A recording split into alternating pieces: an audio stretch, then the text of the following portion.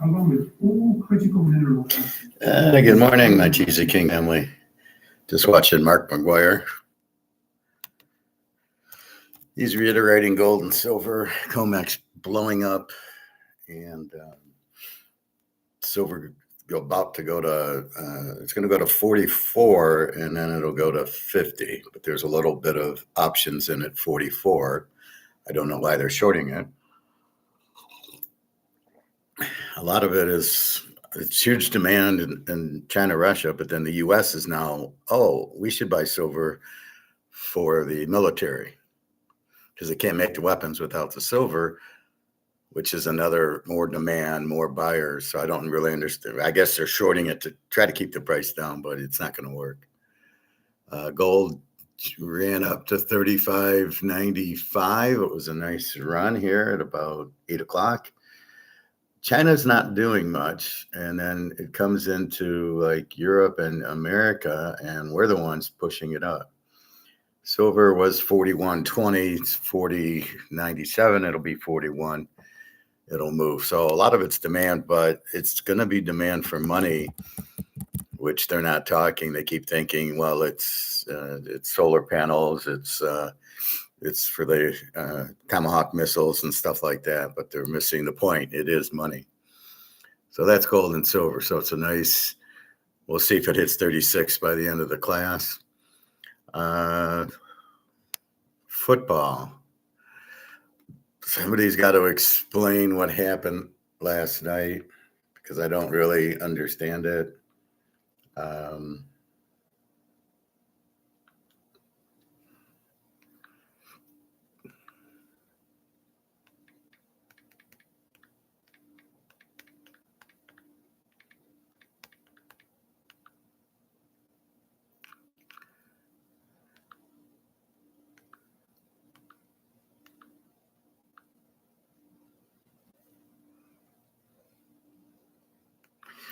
So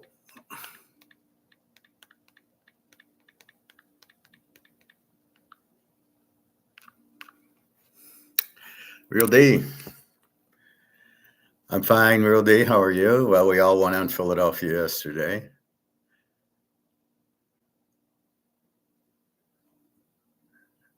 I don't care that he spit. What was he doing there? That's my question. Jalen, whatever his name is. Best player in the league, best defensive player in the league. Morning, David. He spits on him. Like they're talking, and I'm sure Dak didn't say anything to get him to spit at him. Why is he talking? Why is the players letting him talk? The ref standing right there. And then to suspend him for the game is a joke. Smells like a fix to me. And notice how Philly didn't cover, right? You can win, but you can't win by more than 7.5. It was evident. Why are they stopping for rain? What is that? They used to play in rain and everything else. I don't understand stopping for rain. If you want it, then play indoors if you're going to have weather issues. So we do win. We had Philadelphia -1. And I told you that a week ago. I don't know where it ended. I think it ended at 8.5. Depends on which casino you're using. But it was 24-20, and it ended 24-20. I didn't stay up to watch it. I watched it in the morning on YouTube, the 20-minute watch, and Dak was Dak, missing receivers, and him and CD Lamb. I don't know if they have a running back or not. Philly. Barkley looked good. Hurts is okay. I don't know what happened in the second half. Nobody scored, but we'll take it. All we cared about is the win, and this is why we played teasers. So when the game gets fixed, like they did, with the guy getting suspended before the game, how do you suspend him? Well, he spit on him. So you just see the action. You don't hear what's going on between. Like he didn't just spit on him. He reacted, right? So you should have suspended Dak Prescott also. Why you're letting him talk? Where's the referee just watching instead of separating them, right? A good ref would have separated them, going, go over there. Let's start the game. So clearly fixed there, getting him out. Suspending him was clearly a fix. And Dallas took advantage in the first half, and then Philly said, "Okay, enough of this," and they win the game. So that's why we bet the teaser. All we care about is 1 point, not 7.5. Everybody got screwed because of the guy getting suspended and the ref just sitting there instead of doing his job, which was to separate them. You'll see it in hockey. They start fighting. The ref pulls them away, or in baseball, the ref, you don't let them jaw at each other.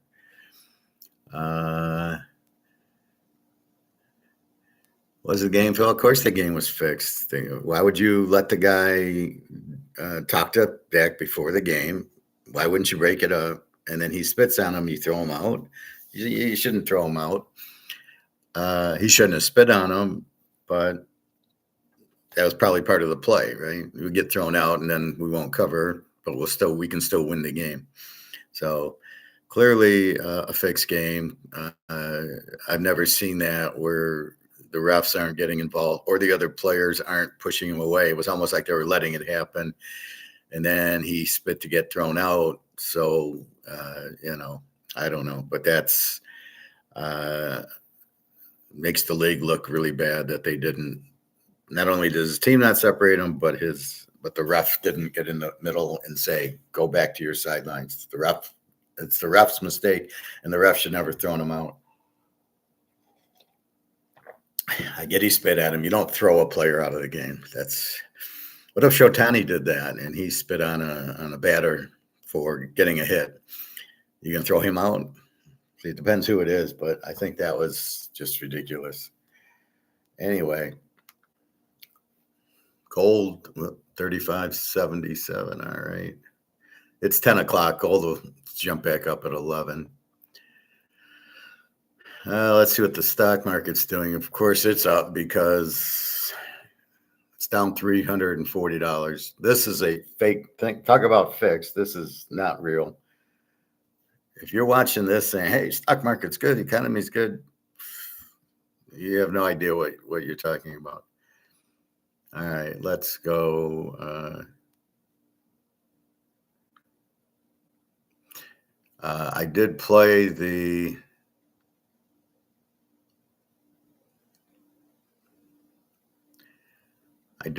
Kansas City game today. So those of you who have bought, I did add that. So if you buy from me, you should check like Saturday morning that if I added a Saturday game. Occasionally I might add a Saturday night game. Usually if I play a Saturday early game with the Saturday night game, the early game loses, I'll probably still play the night game. But you'll know what I played, right? If I've already played the game, just assume I played in a different teaser with one of the other players. So just go with that, because if it's a good game, it's a good game. All right, so let's analyze NFL Week 1. 24-20 Philly wins. It was about right. Philly with an 18 defense gave up 20 without their best player. Philly got 24, which Dallas is a 28, and without Micah Parsons, we'll have to see what they are. Dak didn't throw any interceptions yesterday. I was shocked. KC 346.5. That really hasn't moved. It was 2.5. It's 3. Games in Brazil. Apparently the turf is a soccer turf, not a football turf, so it's pretty bad. And they should wear long spikes.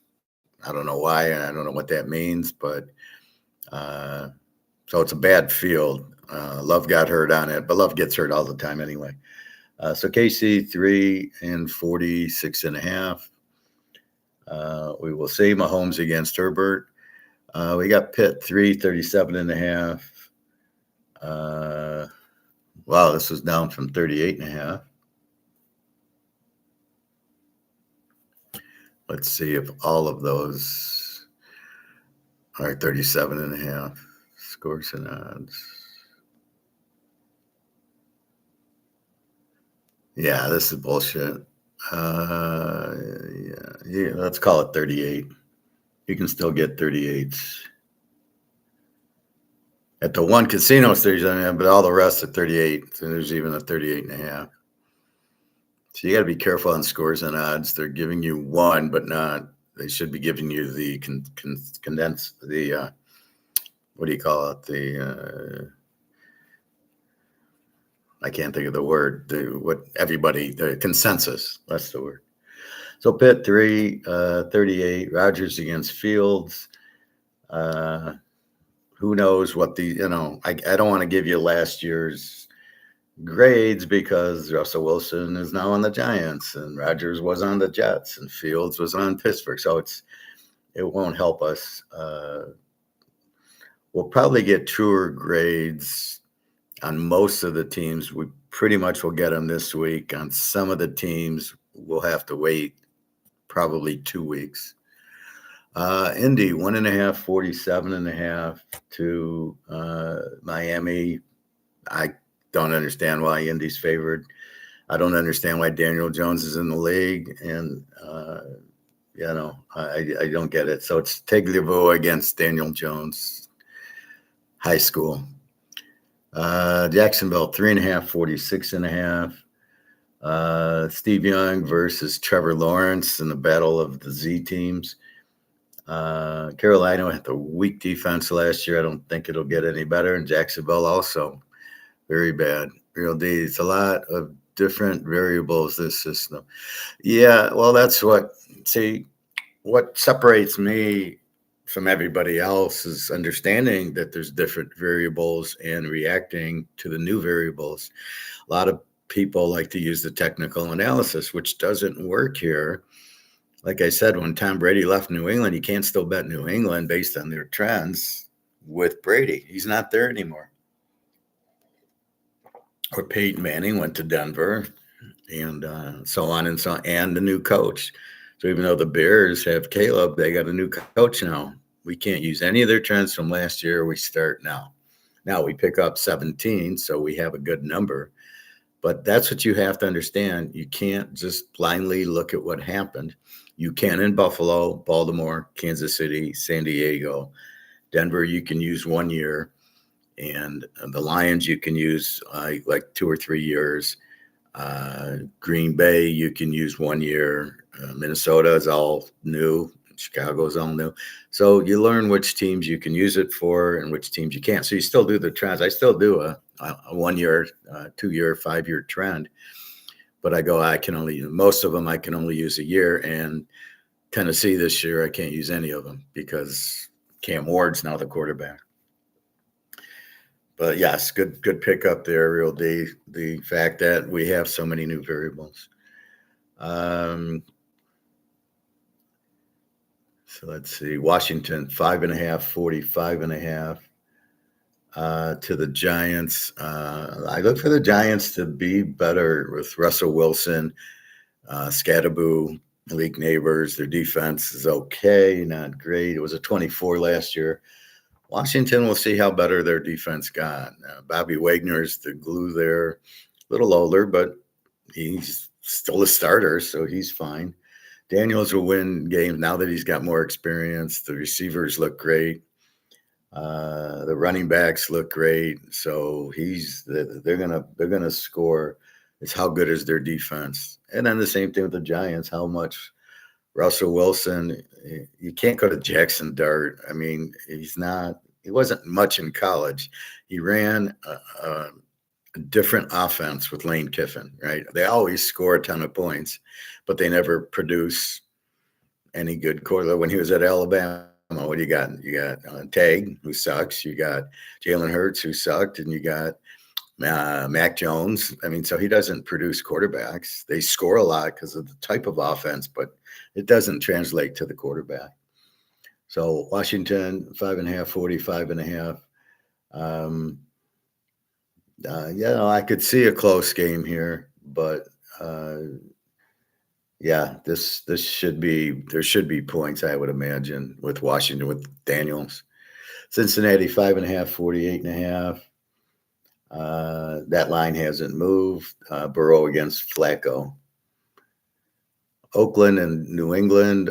New England 2.5, 44.5. Up from 43.5, I guess. And 3, let's see if this is bullshit, the 2.5. 2.5. This is 2.5 everywhere. Now, why would you lower your line from 2.5, from 3 to 2.5? 44.5s, 44s, 43.5s on your total. So we're good with 44.5. Oakland's much better. They got Chip Kelly, their offensive coordinator. Geno Smith's not great, but he's better than what they had. O'Connell's terrible. Drake May is not as good as advertised. He can run, but he's not going to do it on Oakland. Both were Z teams last year. So just with Coach Pete, Geno Smith, Chip Kelly, you got Gentry now with Brock Bowers. Just adding those, Oakland is probably close to a B team. They're in the wrong division because they're going to have a hard time overcoming KC and Denver. Maybe San Diego because Harbaugh's terrible, but we will see. Everybody thinks Harbaugh's a good coach. How many Super Bowls did he win? Oh, yeah, 0. And he had the best team for how many years at San Francisco? And then he made that stupid call against Richard Sherman. Everybody remembers that. So, yeah, he's a great coach, really. Not buying that. Arizona 6.5, 43.5. I don't know. They're both 23 defenses. Murray against Rattler, huge edge for Murray there. Kellen Moore's first time ever coaching.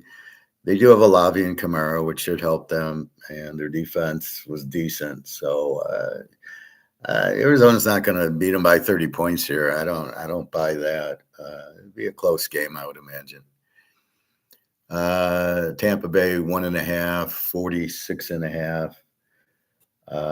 To Atlanta. Let's see if that's real. There's probably 2.5s or 2s. Yeah, 2, 1.5s, 2, 1.5s, and a bunch of 2s. So I'm going to make it 2. And total wise, yeah, there's 47, 47.5. Yeah, they go to the one that's the lowest, 46.5. But that's kind of a fixed one. So we'll stay at 47.5. Tampa, good. Evans, I believe, is out. And Atlanta, you got Penix. You got the 2 new defensive ends that are going to be all pros. And you've got Bijan Robinson might actually get some playing time now because Penix scares the shit out of you. Now Atlanta's balanced. Their defense is a lot better. Tampa lost Evans. So this should be a very good game, I would imagine. Denver, 8.5, 42.5, which is probably bullshit. So let's see what the real numbers are. 8.5, and there's an 8. So I'm going to leave it at 8. And 42.5. Let's see if that's real. 42.5. Yeah, it's 42.5 basically. All right, so Tennessee's Z team. They didn't draft any defense. They drafted Cam Ward, which isn't going to help them. 27 defense, and then Denver with Bo Nix playing at home. Mile High always has been a big edge for Denver. They were an A team last year. They got better. Estamine, the running back from Notre Dame, should be playing more. Bo Nix should be more comfortable with Sean Payton. And defensively, they added a couple guys from the Niners. So Denver had a good defense last year. Now, yeah, they got torched by Lamar, and there was a few games they got beat, but they played KC very well. Look for them to try to get off to a good start. Cam Ward's first game, he'll be back at Washington State soon. The Niners, 1.5, 43.5, down from 2.5. And Purdy against Darnell. The Niners were injured. They got McCaffrey back. They need some receivers, which I'm sure they'll get. Or, this is the thing. You can throw to the second tight end. You can throw to the running backs as receivers. So you don't always need, people overrate that. If you got the receiver hurt, you just put the running back out there. They can catch. And the tight end. So you run with 2 tight ends. And one or two receivers and the backs, so it's not a big deal. The key is McCafferty back. Seattle, I don't know what they're doing. Darnell is not. He had a good year last year. We don't admit it, but when at the end of the year for the 1 seed against the Lions, he chokes, and all the injuries on the Lions. Washington puts up 45 points on him. Minnesota, the guy, all they did was blitz him, and he couldn't read a blitz. So what is San Francisco going to do? They're going to blitz him. They can't read the blitz. He still can't read the blitz. In the playoff game, they won and out. He couldn't read the blitz. So he is not very good. He's certainly not a starter. For them to go to him at Seattle, they're in big trouble. Purdy should be good, and McCafferty. So it'll give them balance. Their defense, I'm sure, will be good. Green Bay 2.5, 47.5 to the Lions. I'm still not buying. Hutchinson is ready 100%. I don't buy it. You don't break your leg, and apparently it was a bad break. That I didn't see it. I was in Italy. Apparently it just it just cracked, right? You don't recover from that unless in under a year. If he is playing, bullshit, he's hurt. Just like, he was going to play in the Super Bowl. The guy can't walk. He's going to play in the Super Bowl. He's injured, so he might play. How many snaps, I don't know. He's not in shape because he didn't play in the preseason. That's for sure. And they're going to go after his leg. If I'm Green Bay, I'm hitting him in his leg all game.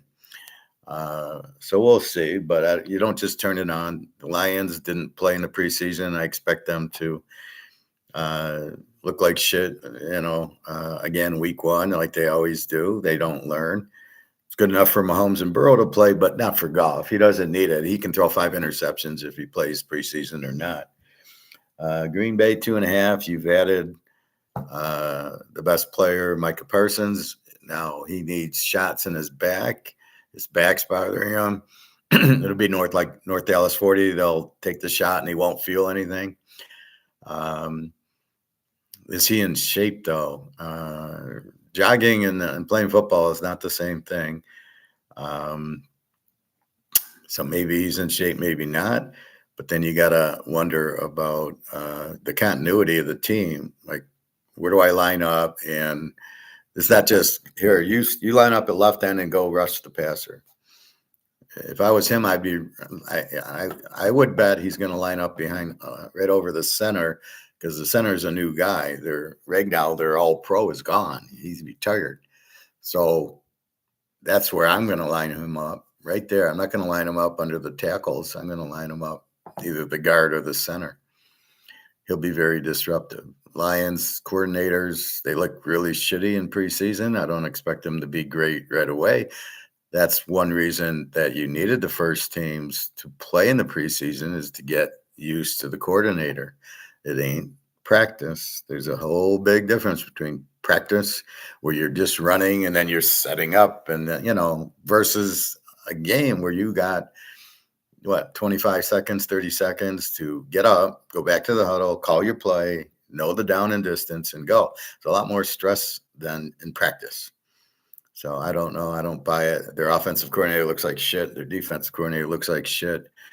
I don't care if you had your second and third stringers out there. Everybody assumes the fourth stringers. They're in the fourth quarter. Second and third stringers made Trey Lance look like an all-pro, right? So I'm not buying that they're any good. Yeah, Hutchinson might go. I'm not buying he's going to get, play a lot or get a lot of sacks.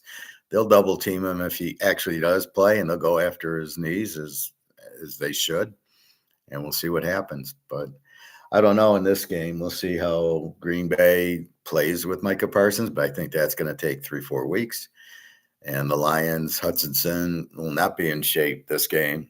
He'll play half, maybe, possibly, if he can walk, which, curious.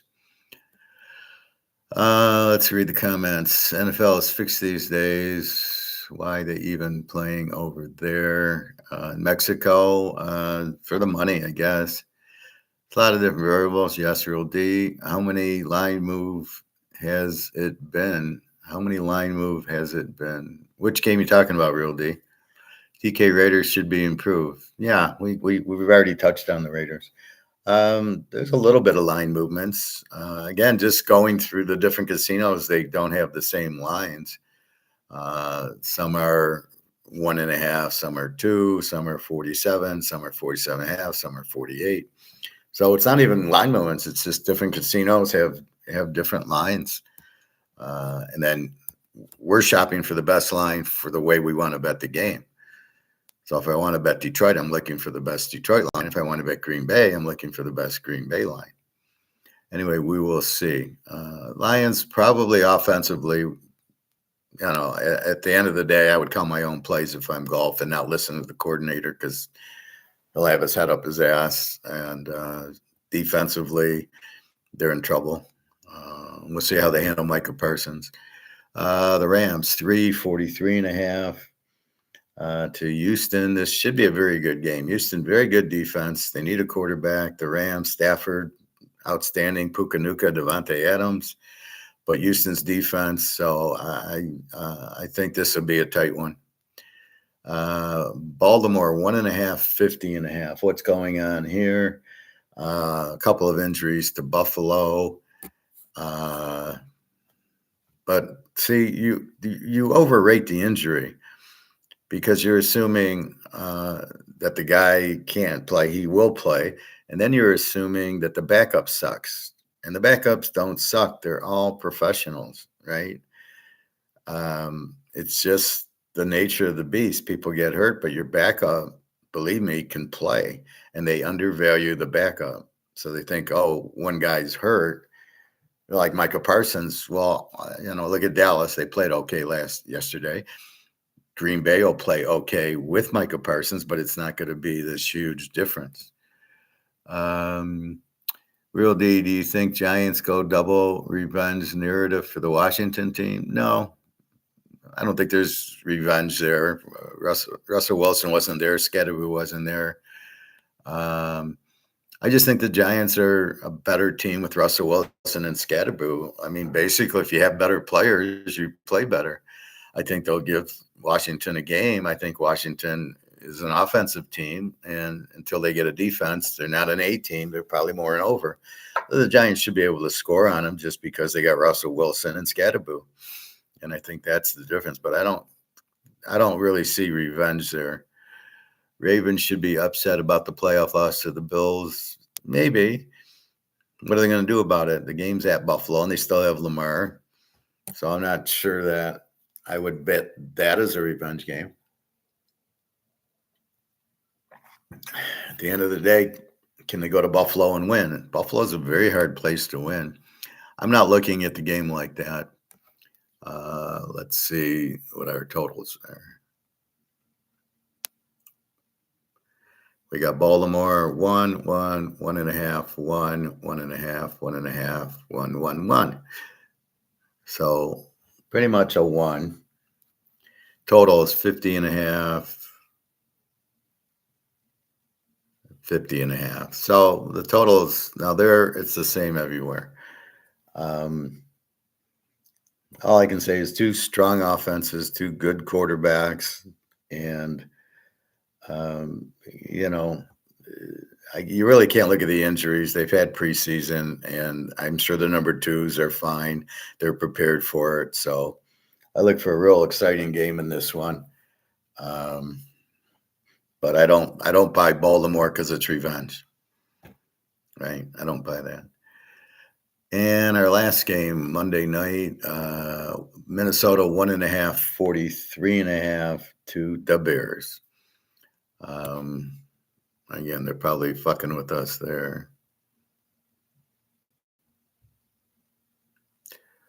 It's 1.5. There's a couple of ones you can get, and then total 44s and 43.5. So stay at 44. All right, so that's the games. I have 3 locks going. I played a lot of games. I did just this morning. I played the KC San Diego game. I was waiting on that. It's in Brazil, and as you're saying, why? I have no idea. And then we've got, I played about 7 or 8 games. You get your money's worth this week. Yeah, three strong locks, and I have a college lock. So I have 4 locks. I think that's it. I have played a few college games twice. I had Philly in a play, and it's still there because I thought I'd have to come in and play the other half, again, but no. So I don't like betting the Thursday night games too much, but we'll take 24-20. So, yeah, it's hard to say, Real D. I know we're looking for angles of can we play them. Sure, Baltimore's going to want to play, but so is Buffalo. If Baltimore lost to Cleveland and it cost them the playoffs, or they lost in a playoff game, then I could see them. You revenge the weaker teams. Is Minnesota going to revenge Detroit for the number 1 seed? No. Is Detroit going to revenge Buffalo for getting killed? No. Or Houston? No. The revenge. Detroit will probably want revenge on Washington, but they won't be able to get it. It's against the weaker team. It's sort of like Notre Dame, Northern Illinois. If they were to play this year, then I would bet on Notre Dame because it costs Notre Dame a chance for a perfect season, even though they lost to Ohio State. Ohio State, Michigan, we've been down that road 4 times now, and we're not getting any revenge. Ohio State's now lost 4 times in a row to Michigan. So I'm not falling for it the 5th time. So just because they lose and there is revenge doesn't mean you can get it. A lot of it is a matchup issue. All right. College football. Let's focus on tonight. Louisville, 14.5, 55.5. Playing James Madison. James Madison is more of a rushing team, 443 yards a game in the one game they played.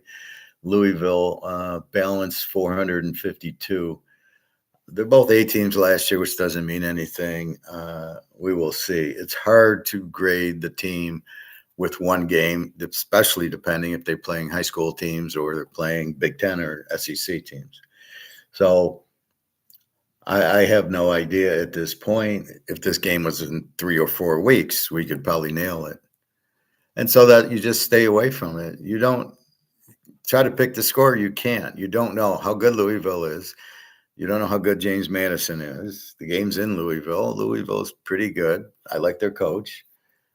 James Madison's always a good team. So you really don't get a flavor. Sometimes you get the flavor from the coach, quarterback. Maryland, 16.5, 46.5. Northern Illinois is usually an under team. They only got 279 yards the first game. Maryland mostly passing. So when I say pass, it's mostly they got 370 yards. It'll be 300 passing and 70 running. So it tells you that if you can pressure the quarterback, they aren't going to do anything running, and therefore they're not balanced, and therefore they're beatable.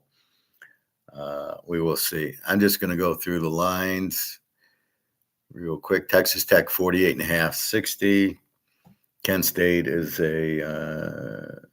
214 yards against, I think it was Wyoming. They lost 10-0. So what does that tell you? I don't, we'll see. Virginia, NC State 3, 54.5. Virginia, I love the quarterback from North Texas. They put up a ton last week, a ton of points and yards. NC State, good ACC team. And I got them. They got 420. They both are passing teams and got approximately 425 yards last week. Virginia played a real team, and NC State didn't. So whatever you want to take that at. Texas, 36.5, 52.5 to San Jose State, which lost the close one to Central Michigan, which scratch your head. Texas, not much offense, but they played Ohio State. This will give you a better barometer on Texas. So you have to break it into different sections. Against Ohio State, they're not going to do shit. Against San Jose State, against other teams that are weaker, how are they going to do with them? SEC, they got to play Oklahoma. Georgia, we got the model from Ohio State. Now we're getting the model of the other teams in the SEC as they play San Jose State. And you really got to look at there's basically two different teams. Liberty 6.5, 51.5 to Jacksonville State. Who knows?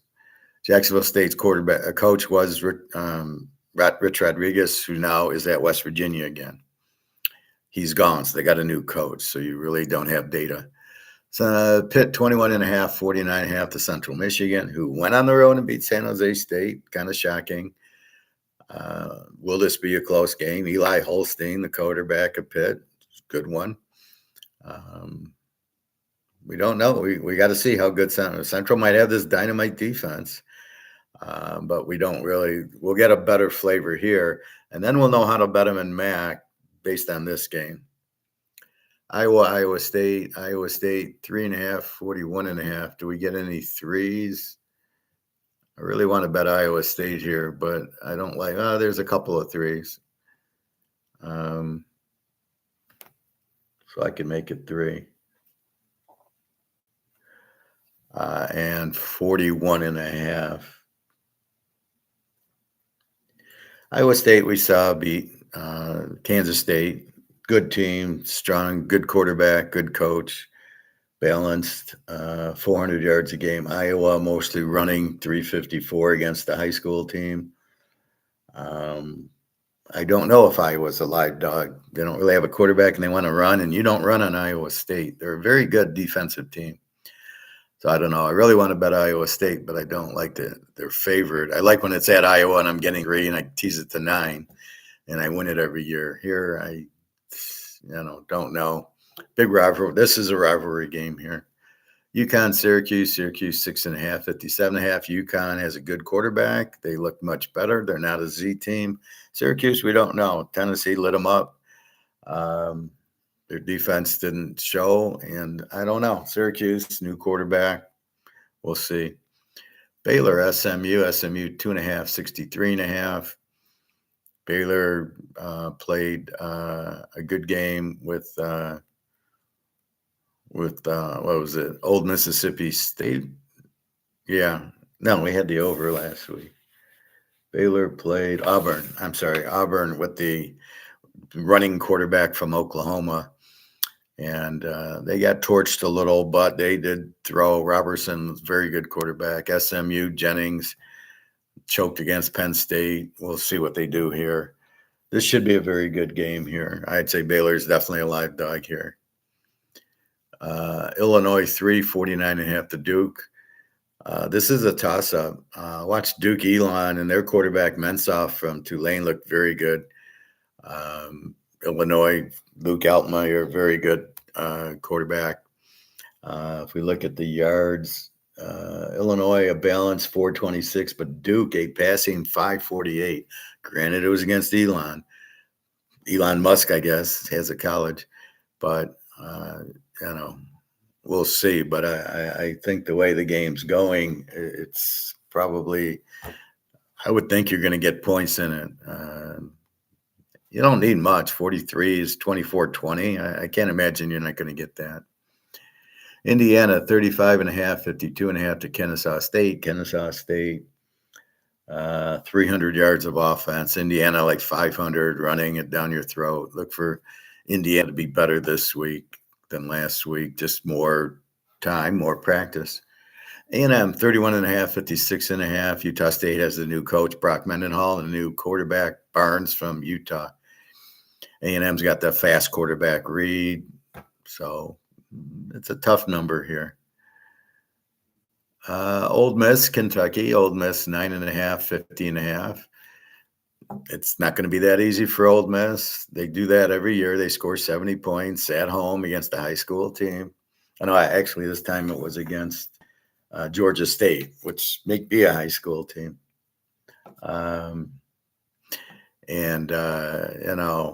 They lay it on, and now they're going to win. And then they go to Kentucky, who has a very good defense. They're SEC.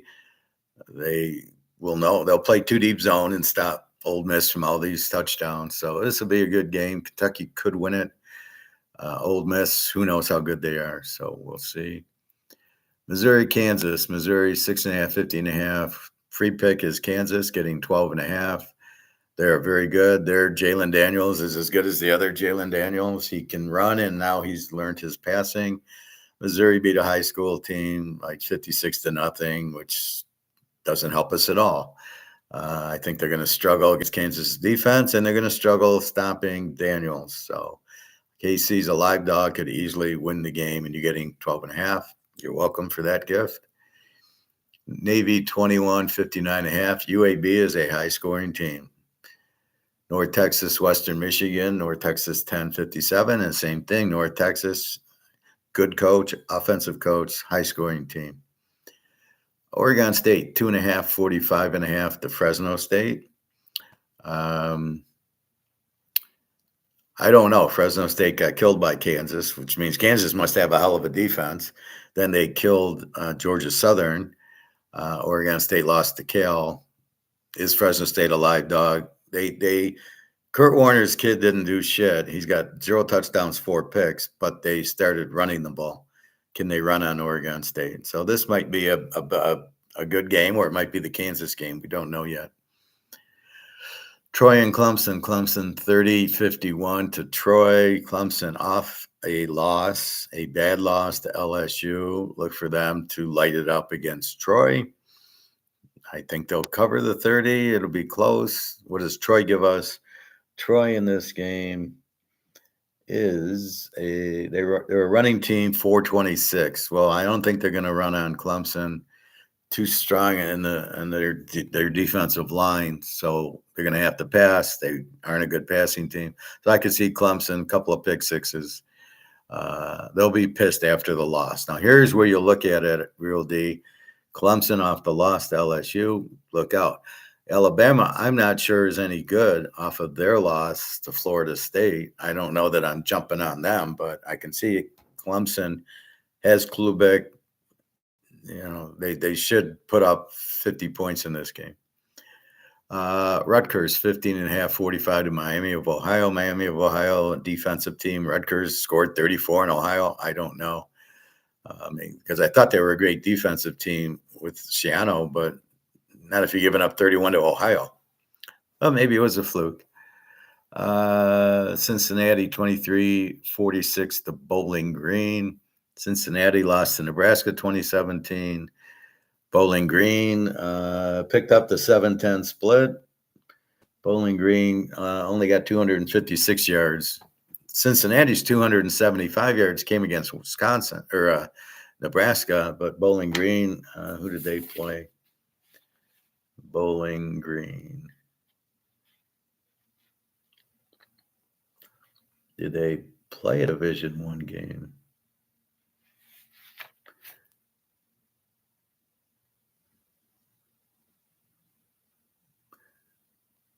Let's see. No, they played Division II, and they did shit. Interesting. So they really suck.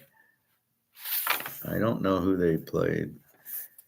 All I know is I want to go buy a bowling ball when I talk Bowling Green. I don't know, but since he doesn't have this strong offense, probably a defensive struggle here.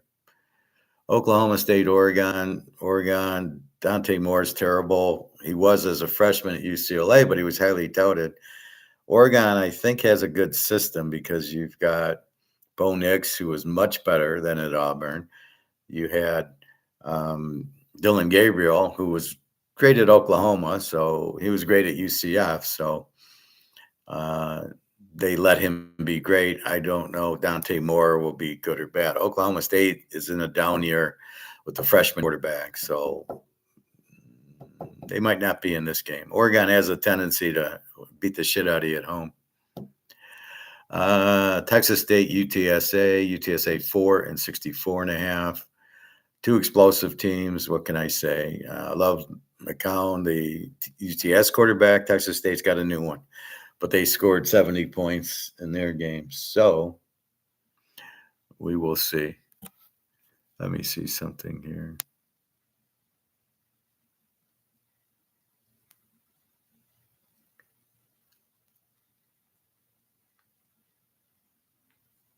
right. Colorado 23.5, 50 to Delaware. Delaware might not be too bad. They did beat Delaware State. I think they're one of these Division II teams that are decent, well coached. Colorado, I don't know. Prime, can he coach without Prime Junior? I don't know.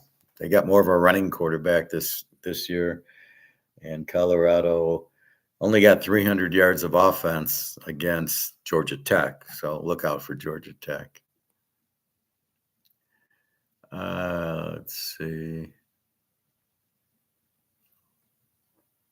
Wisconsin 28.5, 44.5 to Middle Tennessee. West Virginia 3.5, 59.5. Ohio showed a really good offense. West Virginia got 600 yards last week. Florida 18.5, 56 to South Florida. We'll see. Arkansas 23.5, 64.5 to Arkansas State. Marshall 8.5, 54.5 to Missouri State. I don't know how Marshall can be favored. 47 players left, the coach left, the quarterback left. So you got a bunch of direct. Missouri State. All right, they played USC and gave up a lot, but I don't know. We'll see how good they are. This would be a good test. I don't think Marshall can cover this. North Carolina 13.5, 49.5. Here's an interesting stat. North Carolina got 119 yards against TCU, who's not a great defensive team. Charlotte, on the other hand, got 218 yards. This has got to be an under. Kansas State 17.5, 47.5 over Army. Army needs a quarterback, so we'll see. Their quarterback got injured. Wait and see there. Kansas State barely beat North Dakota or whoever. So I don't know. K-State, it's always tough to bet against the Army in these games. Memphis State 13.5, 58.5 to Georgia State. We'll see how good Memphis is. Tulane 10.5, 51.5 to South Alabama. South Alabama should have a good offense. Tulane's a very good team. This would be a good game. Toledo 7, 58.5 over Western Kentucky. They got a real good quarterback this year. The guy from Abilene Christian, 8 touchdowns, no picks. Houston Rice, a rivalry game. They're both in Houston. Houston 14, 38.5.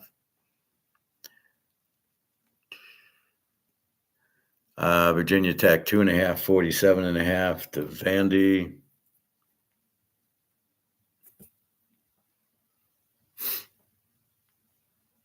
We go with Daggio. Yeah, they're 2.5. Okay. This should be a good game. LSU 36.5, 50 over L Tech. What did L Tech do last week? They only got 266 yards of offense, but I don't think they played anybody. At least anybody we recognize. Yeah, so they must have played Division II. LSU, look for them to score a lot more than 17 points. Michigan State 4.5, 45.5 over BC. Michigan State played better defense, not very good offense. BC's okay. We'll get a better feel after this. Auburn 42.5, 51.5. They have the good running quarterback from Oklahoma. Look for them to score. Ball State doesn't do much. Let's see, where's that? Auburn ran for 400 yards. Ball State only got 200. So Ball State's in trouble because Auburn will just keep rolling it up. Nebraska, Akron, 33.5, 47.5. Look for Nebraska to do more damage. If I can find them.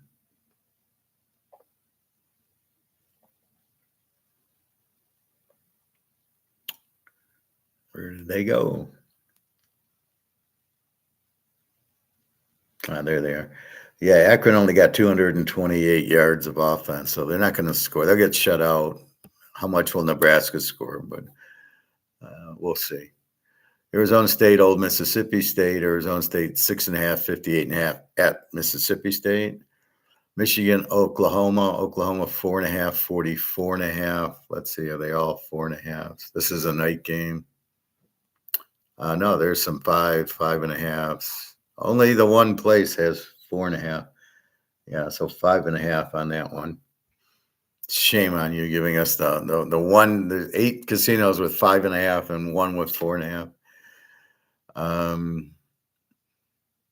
And 44.5. This should be a very good game. USC 28.5, 60.5. Georgia Southern got slaughtered by Fresno State. USC's on a mission. Love their quarterback. Look for USC here. Alabama, 34.5, 49 to Lou Monroe. What do we do with Alabama? Their quarterback stinks. He's not bad. He stinks.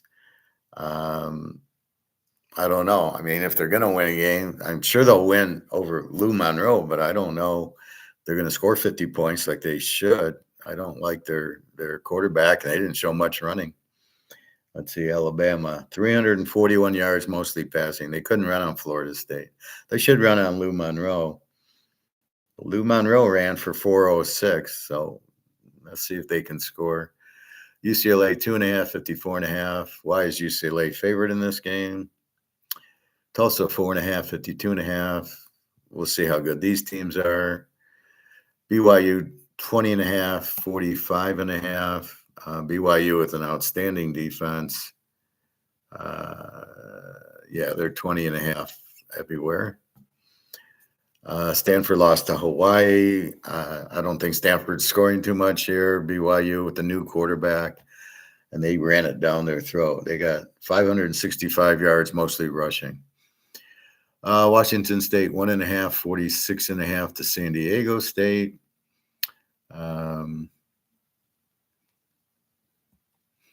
We'll see. San Diego State, I think, is the better team here.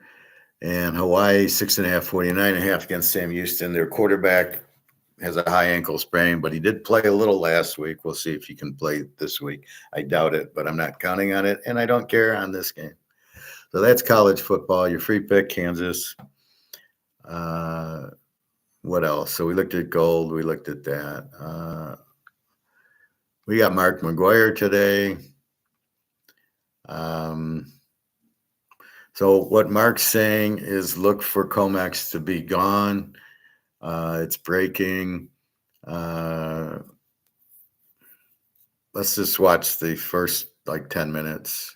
All right, welcome to Live from the Vault, brought to you by Kinesis Money. And as you can see, I'm back in the vault this week and out of the jungles of Costa Rica.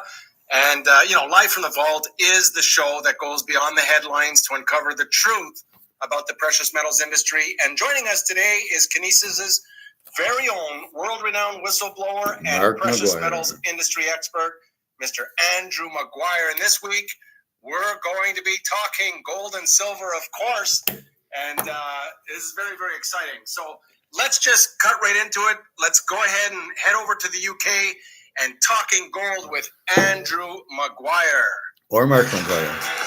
Hey, Andrew, we've had a lot of subscribers thanking you for keeping a steady hand throughout the first 3 quarters of an extremely, volatility would be the word that has seen gold rising over $970 per ounce and silver over $11 per ounce since our first episode of this year, right here in 2025. And everything you were predicting, both in gold and silver, are bang on. If we had a target, and you would hit the bullseye. You've hit the bullseye over and over, and on track to be fulfilled, of course, by the end of this year. But following silver and gold hitting the exact levels that you updated us on the charts only 2 weeks ago, we've had a lot of questions on what you expect and into the end of the year here as we move forward. Andrew, over to you. Hey, Shane, great to have you back in the vault with the shiny stuff, my friend. Well, you're very, very happy. The jungle's fun, but hey, that shiny stuff's even better. So, yes, Shane, it's actually been really this, looking back, I can't believe it, actually ending the third quarter. It's been a lot of fun, though, pulling apart over the time, you remember we've had multiple official attempts to try and talk gold down, tamp it down. And most recently, I mean, this is so recently, Citi, even less than 2 months ago, I think it was 7 weeks ago, whatever it was, tried to gaslight the idea to sell gold because it was going to go down hundreds of dollars to as low as $2,600. Remember we kind of laughed at the whole concept of it because we knew they were on the other side. And yeah, this is the same bank that, along with JP Morgan, that we captured and published at that exact same time, simultaneously, stealthily closing the Fed's 5-year OCC derivative bets. Remember those OCC bets, the officer controller bets? They're only published quarterly. So these guys get to have a bit of fun and do what they want to do in the dark until it's published. But we clocked it. And this really actually all boils down to the fact that the only central bank still short gold is readying to revalue US Treasury gold reserves. I know there's a lot of skepticism about it. It's happening. And as we've been drawing attention to, and we will look at it again shortly, the clues are all there. And our assessment that the LBMA COMEX is no longer fit for purpose is now gathering mainstream attention. And with that in mind, let's look at the current August CME LBMA footprints, which after the Trump tariff tantrum further reveal how an dwindling COMEX open interest, i.e. the chips, no one wants to really trade the chips anymore. It's forcing discipline on the Fed, the only remaining central bank trying to cap the price of gold and versus the dollar.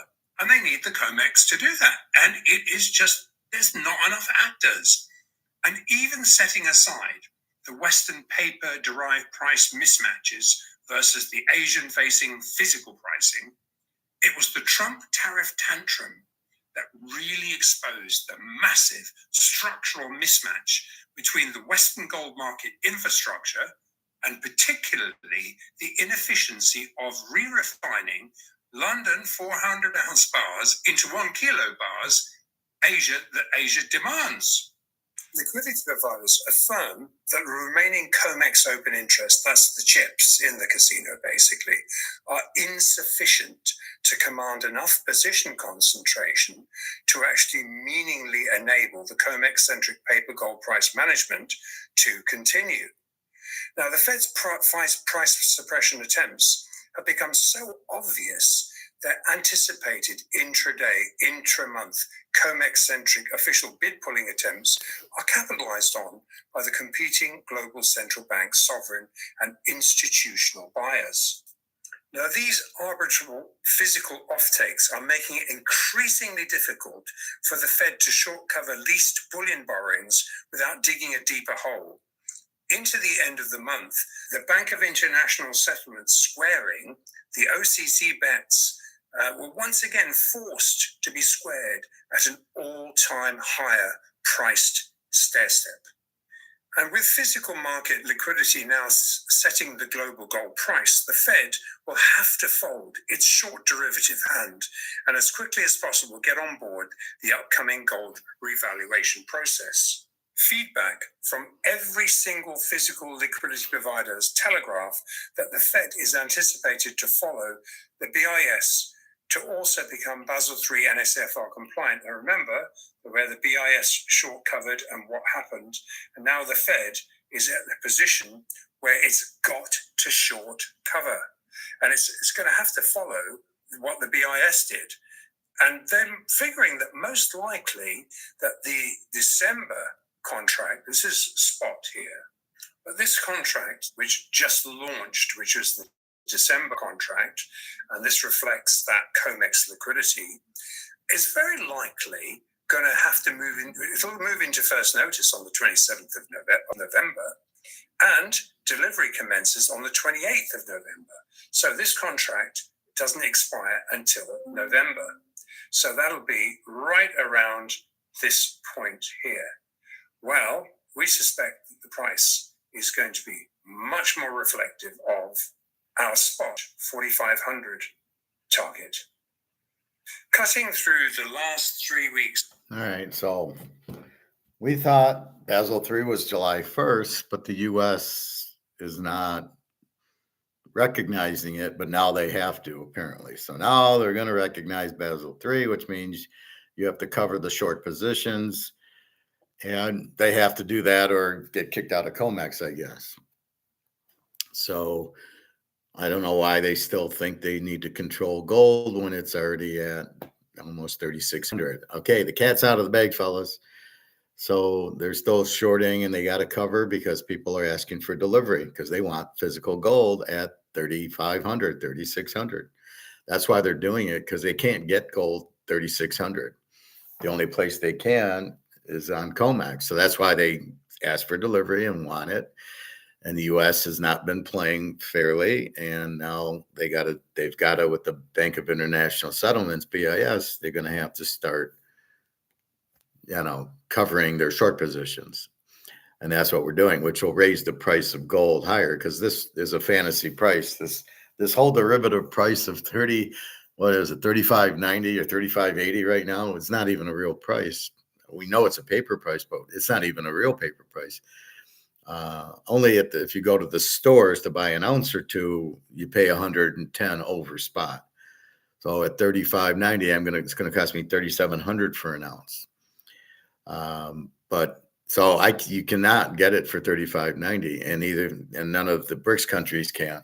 But now that the U.S. is buying gold and silver, then this creates a huge demand more for gold and silver, and there goes the price. The key is always demand. If you have demand, the price goes up. You have to, because you run out of supply. That's the problem with the dollar. You don't run out of supply, but you don't have as much demand as the bills you're printing, which is why the inflation's so massive and the dollars are worthless. So that's what's going on. So hopefully, yes, they go into Basel III, and the U.S. now kills COMEX from the point of not covering the derivatives, but by only, by paying up in a sense. So they're going to revalue gold, which is what he's getting to.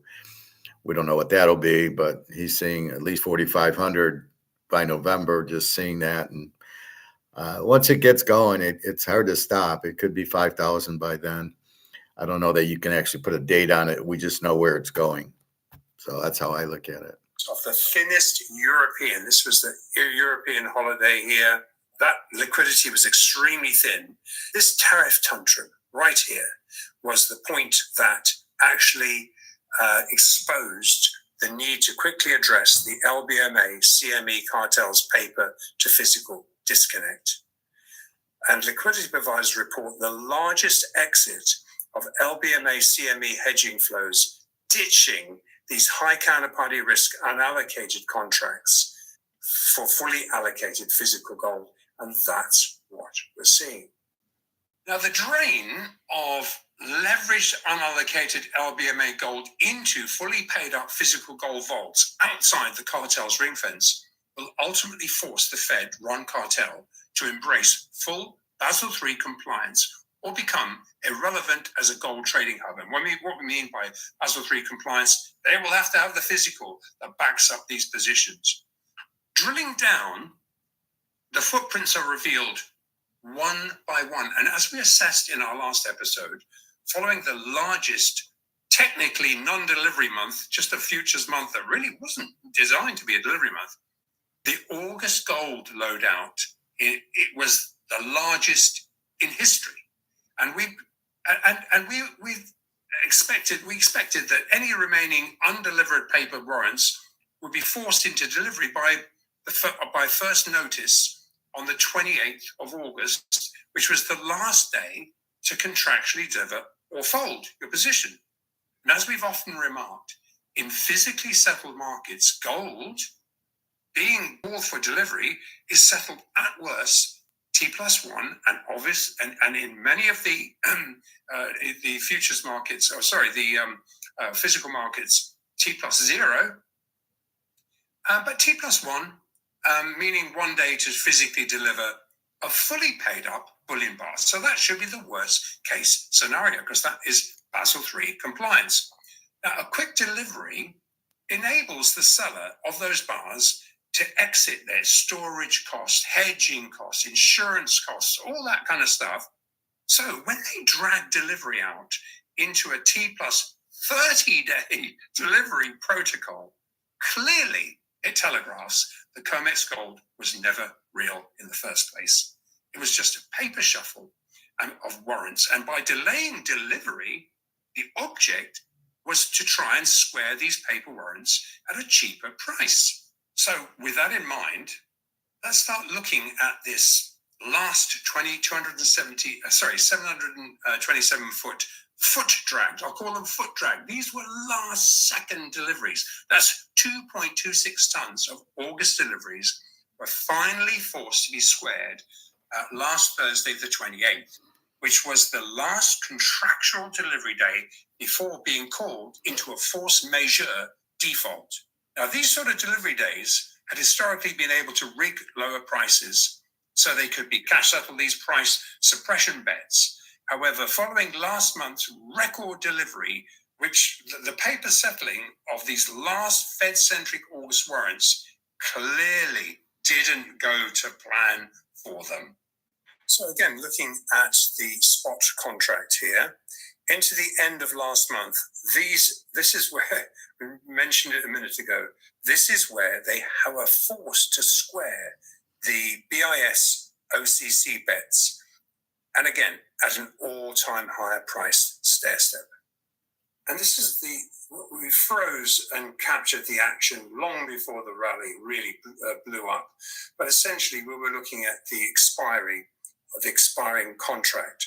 And while about 300 lots of the August open interest was settled at a $5.50 premium to spot, at the 33.97.85 AM fix, the remaining 320 lots had to be benchmarked at the higher 34.07.65 PM fix. It was commanding a very large $13.20 surcharge. But by the pit close, as evidenced right here, the basis trade had expanded to an extraordinary $27.80, really exposing the so-called COMEX quote-unquote hedges as being called for physically delivery were grossly mispriced. And while we saw that then drop down to about $13, still a premium over spot. But this was extraordinary to increase their original 1% of their $2 trillion of assets into gold by the end of 2025. Now, as is needed, uncovering a series of central bank sovereign and institutional size gold revaluation footprints.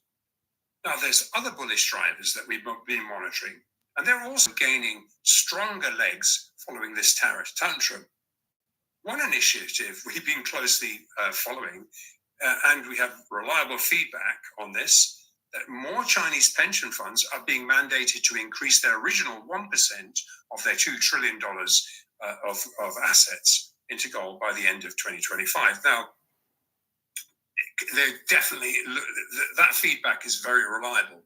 And at the inception of the mandate, gold was trading at about $2,700, equating to about 8 million ounces at the time. That was about 250 tons of a 3,000 ton supply.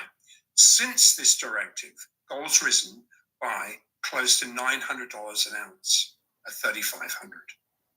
Now, while this timeline has yet to be revealed, given the current escalating BRICS trade war leading into military escalations, an additional 1,000 tons, or 1/3 of all global supply, could be demanded by the end of 2026. This feedback has been rock solid reliable, and we expect this to be announced at some point. Also, India's market regulator is considering allowing the country's 177 billion pension system to also buy gold ETFs, a move that could drain an additional 17 tons of new demand, just simply a 1% allocation. Now, this follows the Bank of of India switching gears, converting US treasuries into gold directly after the BIS had recategorized FX gold as a first-year high quality. Rumpelstiltskin. All right, let's look at silver. And that is just the forecasted one, 4,500 by the end of the year. So while not 45 compliant yet, 4,500 golds. What are you saying by the end of the year? Could be a little higher. You can't really nail it, but it'll be at least that. We're at 30, almost 3,600, and you can see it running. So whatever you can buy. If it's quarter ounce, tenth of an ounce, this is just Lock City. the structural shift in central bank demand is even more pronounced in the silver market, which is facing a forecasted supply deficit of over 200 million ounces, and that is just the forecasted one. And that leads into a fifth consecutive year of deficits. All right, Andrew, and on behalf of all the silver stackers from the Live from the Vault community, can you update us on what you're seeing right now? It's been a big week for silver and what you're expecting moving forward with silver. Yep, it's the breakout we were waiting for. Let's look at the fundamental reason, though, driving this 14-year technical upside silver breakout. And while lagging gold, foreign exchange silver came into the SGE crosshairs directly after the Bank of International Settlements forced FX spot gold to become deliverable. Now, following gold having been revalued as a first-year high-quality liquid asset on the 1st of January 2023, China, Russia, and BRICS nations began stocking up physical silver for military, AI, and green energy applications. Military being a big component of that. However, now that the US has recategorized silver as a critical mineral, what it's done is ignited a race by the US to also stockpile silver, severely limiting the sales of US silver, in turn incentivizing global sellers to hold out for yet undetermined but significantly higher physically determined prices. Shane, here's the monthly target you referred to that we circled in our last episode, which was right here, and the price was way back here. And the end of the month, this is a monthly bar, the end of the month exactly fulfilled the August target.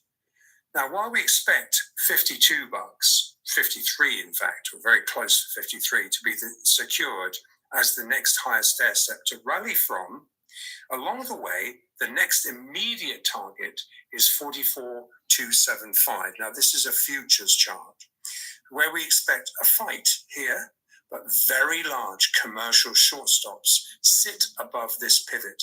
This is where a huge amount of shorts were added, and not all of them have been covered, or anywhere close to getting covered on this rally. So you're going to see some resistance and you're going to see a fight, but once it's through, then really it's blue sky.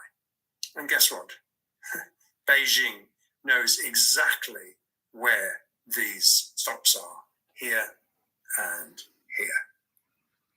Following Trump's unhelpful confrontational comments today, this is the Wednesday the 3rd, Russia, India, and China are targeting both gold and paper silver for conversion into physical. This fresh retail demand has not yet translated to the retail market, but it will, further tightening up the fifth consecutive 200 million ounce per annum supply shortfall, providing yet another catalyst to easily drive spot silver through all-time highs. With the US now competing to secure tight for supply physical silver, it's going to unsettle the SGE's stealthy 5-year privileged physical concentration position. Now, the gloves have come off, and over the last 5 years, the SGE has successfully utilized control of its global position concentration, employing SGE physical to unallocated spot hedging mechanisms, which were structured to enable them to arbitrage the difference while at the same time containing the silver price as it strategically was flowed into Beijing vaults. Guess where it was coming from? Or out of the West. So geopolitics, trade wars, and a direct frontal attack on competing BRICS nations declared Beijing no longer needs to be stealthy buyers. And with the CME LBMA open interest migrating out of Beijing's unallocated playpen, so they don't need to play this game, they have enough silver, the race to accumulate silver, along with all critical mineral assets, is underway, catching the US severely on the back foot. The US has come out of the gate with almost no silver reserves, which will mean they will heavily sanction or ban US silver exports, almost certainly. However, the Fed has accrued a very large naked short, unallocated, Office of the Comptroller listed FX silver position. It's the only place it shows up, which will now come into Russia and Beijing's crosshairs because they know about it too. So they know that has to be short covered because there is no silver to back those positions up. And technically, FX silver should be deliverable. Now, the White House mandate to buy silver will drive an inflection point, forcing the Fed to buy back these unallocated bets into higher and higher prices. So drilling down, note the massive end of session margin call, where we had a $1.07 EFP basis spread required to short cover the asymmetric imbalanced COMEX-centric December futures so-called hedges versus the spot, long legs being locked in and called for delivery. Now, footprints indicate this was commercial short covering, which drove spot silver into these 14-year September 2011 highs. Worse, into yesterday's silver short squeeze, into the margin calls, captured here, the EFP basis trade short squeeze had expanded to as high as $1.24 at the open. And given all the major bullion banks are long silver for their own book, there was little doubt these short capitulations were Fed-related OCC bets being bought back. This jives with evidence that the 5-year Fed-held OCC derivative bets against both spot gold and silver had been short covered during the first quarter of 2025. So as expected, December silver futures deliveries have commenced in very large size following first notice. There was 7,702 lots, which was 1,198 tons. They were delivered with another 584 lots yesterday. And there's still about 400 tons left to deliver. So really, in summary, into dwindling overall COMEX open interest, the CME LBMA market makers in both gold and silver are increasingly becoming price takers. To those looking at analyzing the house-generated COT reports, which I know a lot of traders do, the fact that these reports fail to indicate the degree of COMEX to FX spot imbalances, i.e. that which lots are hedged or not hedged, these reports are increasingly less relevant. As the whole LBMA COMEX price setting mechanism is irrelevant, and they're being aggressively targeted. What gold is doing is flagging a risk about US debt that other assets simply are not. And with that in mind, there's never been a better time to opt out of the debt-riddled fiat system by simply swapping your debasing dollars, euros, pounds, yen, whatever, for physical gold and silver. All right, that wraps up another episode of Live. So as we know, we want to be in that. So silver, look for that to go up, get into the 50s. It'll be 100. We're not worried. I don't like these triple digit silver on this day. Nobody knows what fucking day it is.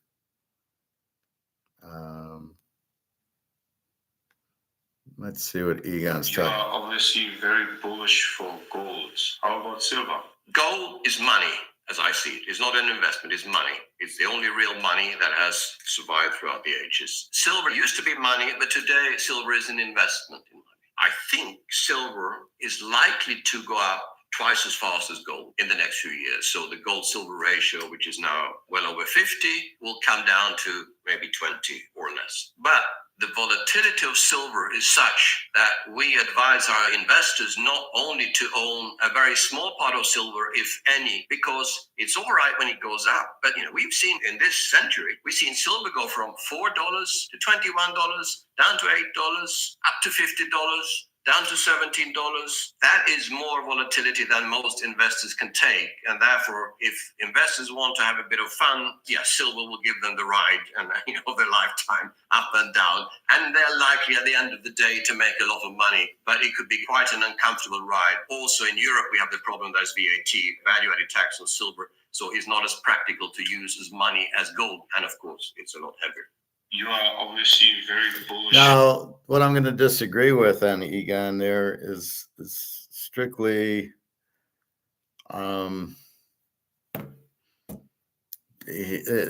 he's talking options. He's talking paper silver. He's not talking physical silver. And so, the price went from 8 to 50 to 17 or whatever it did. Even now it goes to what we're at 41. It's still paper.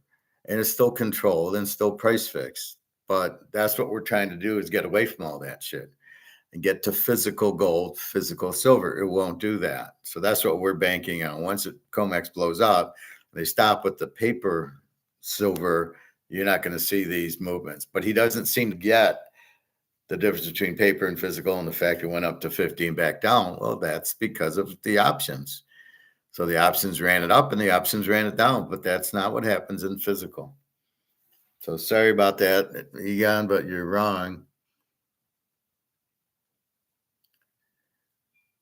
Russia-Ukraine war. Ukraine soldiers earn points for killing as many Russians as possible, if they're even in the thing.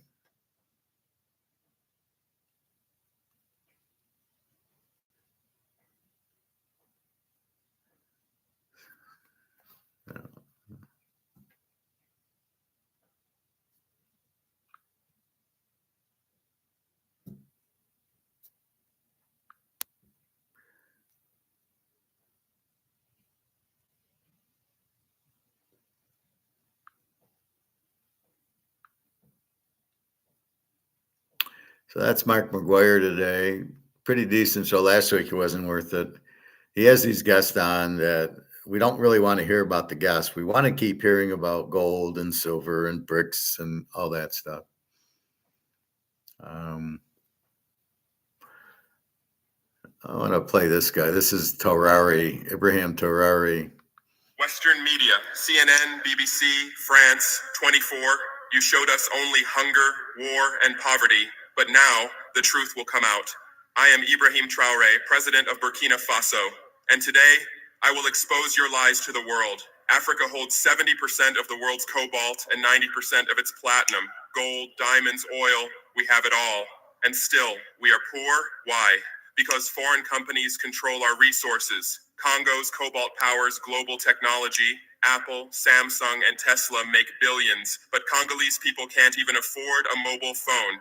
This is the new slavery. France's CFA franc, America's Africom, Britain's offshore banking.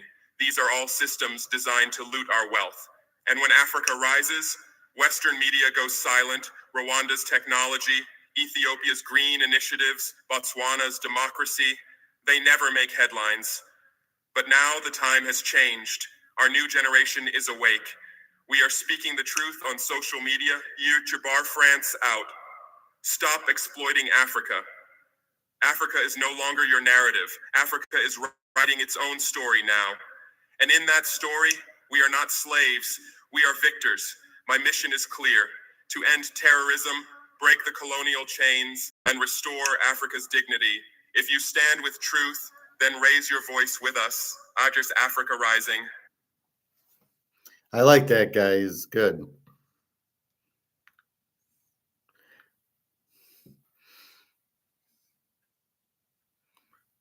Anyway, Ukraine is finished. We know.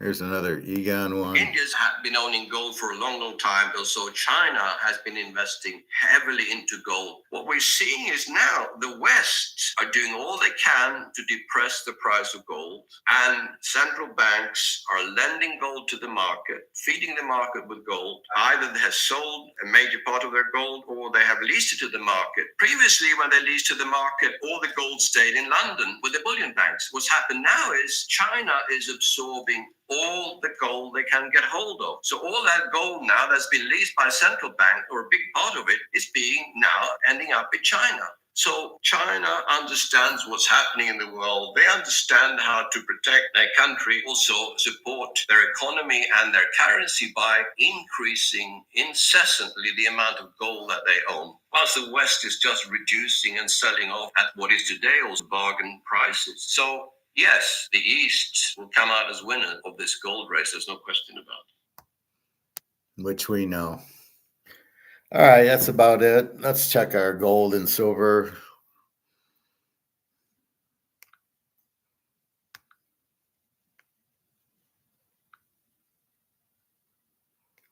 And where are we at with that? All right, so silver's 41.01 and gold's 35.92. It got to 35.95, it looks like. Then fell down and now it's on its way back. 35.92. Again, the market closes tonight at 5:15 or something. So will we see 3,600? Well, we're going to see it pretty soon. I guarantee you that. Let's see what the good old stock market's doing.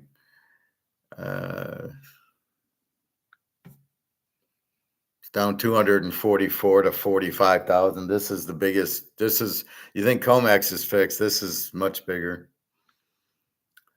And that's it. So again, football, I have 3 locks or 4 locks going. I have 3. I have 4. I have 3 locks going. Three locks going this weekend. If you're interested, I think it's mostly pros. I have 1 college lock. Free play, Kansas. You had Philadelphia as a free play yesterday. So I'm starting off good, 2-0 on my free plays. Let's get to 3-0 on it. And then we'll see tonight, KC. I did post a KC San Diego pick, which I hadn't. I wanted to kind of get a feel for it, which I think the only way I can go is the way I went. And we'll see in Mexico. It's on YouTube. Like, really? Do you want to make sure nobody watches it? See, their mentality is, well, people will pay to watch the game. And it's like, no, people aren't going to buy. YouTube is very expensive, I see, but people aren't going to buy YouTube to watch the game. I'll go on YouTube to watch the highlights for 20 minutes after the game's over. Well, why would I pay that to watch a bunch of commercials and watch a bunch of idiots talking? So I'm not paying for any of these Prime or whatever. If they come out with it, then good for them, but I'm not going to watch it. If I can't watch it on free TV, I'm not going to watch it. I'll watch it on YouTube, the highlights. I don't need, I enjoy watching them live, but I didn't watch 5 minutes of the Philly. I turned it on. It was raining. This is where we're down. Oh, it's raining. They can't play. Why can't they play in a rainstorm? What is that? When is that? I never heard of that before. And it shouldn't be. This football, they play in snow. They should play in rain. There's no reason for it. Also, the ref should have kept the Georgia player from the Alabama player yesterday.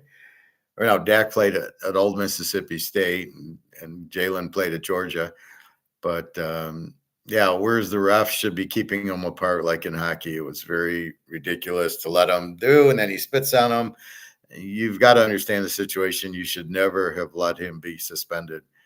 That's just ridiculous. Dak obviously said something that he spit on him for, but why are you letting him talk like that? Go to your sideline. Why is the coach letting him there? Why didn't he send players over? So that's why I think it was fixed. Got him out of the game. And then they didn't cover. Surprising. So anyway, that was ridiculous. Like you knew after that, Philly wasn't going to cover, but what can you do? The big game's starting. You've already bet it. Dallas did have a little bit more offense than I thought. Philly, looked okay. Defensively was kind of weak, but they played a better second half. And that's what you got. First halves of this first week will be terrible. And then the second half, they'll start playing it. Most of the defensive guys will get tired. And although I'm surprised it was a scoreless second half in this Philly-Dallas game. But I think in most of these games, they're going to get tired. They're not in shape. And it's really ridiculous how stupid the coaches are not to let them play in preseason. All right. Oh, they might get hurt. Oh, well, they're definitely going to get hurt week 1. Because you're not in shape. You can't run around for 4 quarters and expect not to pull a hamstring, a calf, hurt your legs, whatever it is. Anyway, that's about it. www.teaserking.com. Again, go there. If you want to buy the games, you can there is a game tonight we took. A lot of games tomorrow and a lot of games on Sunday. And you got, I think, 3 or 4 locks. I think I locked a team twice, so I think it's 4 locks. Anyway, good luck. I hope you make some money. You can get my email at teaserking.com if you need to email me. And that's about it. So have a good weekend. I will talk to you tomorrow. We'll go through the college lines. And then we'll start reviewing the games as they happen, the box scores and things like that, just to see who's who. And I should be able to now, after week 2 in college, be able to rank the teams. Are they A's or Z's or over or unders? I think now we know pretty much the overs based on the quarterbacks from last year. We can see they're there. Then we can see Alabama's quarterback is not there. Arch Manning, Ohio State's, I don't think so. All right. Well, have a good day. I'm going to go eat, and then I'm going to the pool, and I will talk to you later. All right. www.teaserking.com. Good luck this weekend. If you want to buy, just go to teaserking.com. You can send me Venmo if you'd like. If you do, just send PayPal as friends and family if you're just paying on something. All right. Have a good day, everybody.